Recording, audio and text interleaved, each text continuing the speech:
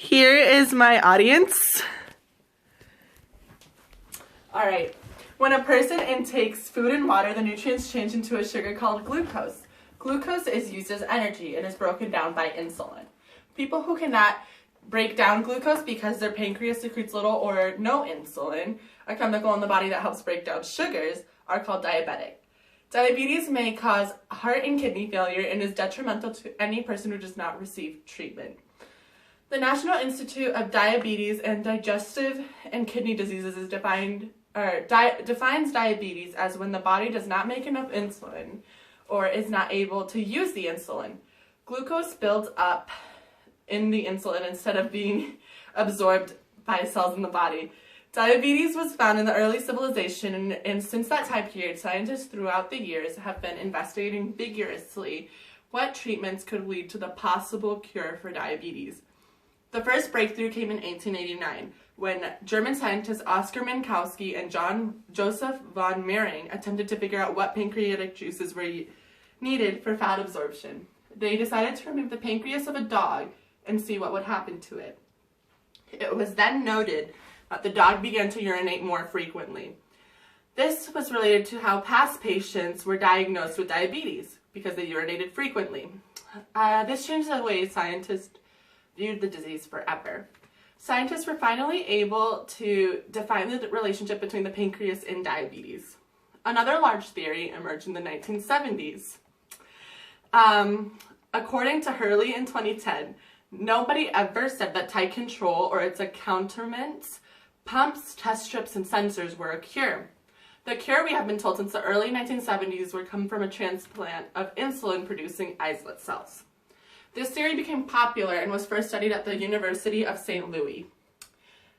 Though the islets transplant was a functional in rats, it did not work in humans, so this theory was not correct. In 1970, the Ames company produced a glucose meter called a pump, and in 1976, the first insulin pumps were created. Peterson in 2016 explained insulin pumps as small machines that help pump a specific amount of insulin into the body. The insulin pump has been used to pump insulin into the body of a diabetic after he or she has eaten or taken his or her blood sugar. It was a simple tool to use, and it soon became used by many diabetics around the world. Though the insulin pump worked very well and was manageable, it still was not the cure. In 1966, the first successful pancreatic transplant was performed at the University of Minnesota Hospital. The transplant was a success, but it was too difficult of a procedure to be labeled as a cure. Pancreas transplants were most usually done after a kidney transplant or during a kidney transplant.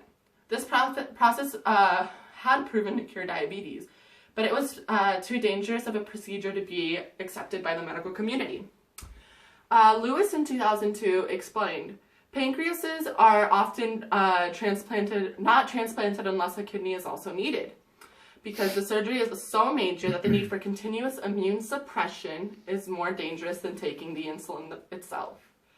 The Diabetes Research Institute Foundation began to work towards a possible cure. The foundation announced on September 9, 2015, that their first patient from their clinical trial, Wendy Peacock, had survived and was free from taking insulin injections. Peacock's surgery on August 18, 2015, tested a new transplant technique for the new insulin-producing islet cells. This was called the DRI BioHub, and it was defined as a bioengineered mini organ that mimics the native pancreas to restore insulin production for people with type 1 diabetes. This new technique was designed to reduce inflammatory reactions. These islet cells are surgically placed on the liver, but they cannot stay there because of its acidic and hazardous environment. This theory has proven well, but it is still in its early stages. The theory was in its clinical stages, but soon may prove to be correct. For many years, scientists have been working on their most beneficial treatments for diabetes and what could be a probable cure. The evolution of diabetes has come as far as insulin pumps, insulin shots, and along with daily exercise and healthy meals. These treatments are working with a regulated and structured life, but people still need a cure. Diabetes has the #1 death rate out of all other diseases because it affects so many people. The theses and the results remain inconclusive, but scientists are still working to find a cure, and they won't stop until they discover it. And here is my reference, Junior, your pump, or my visual aid, Claudia. And this is what most diabetics use. So this is my visual aid, and you can get a good look at it. All right, that's going to be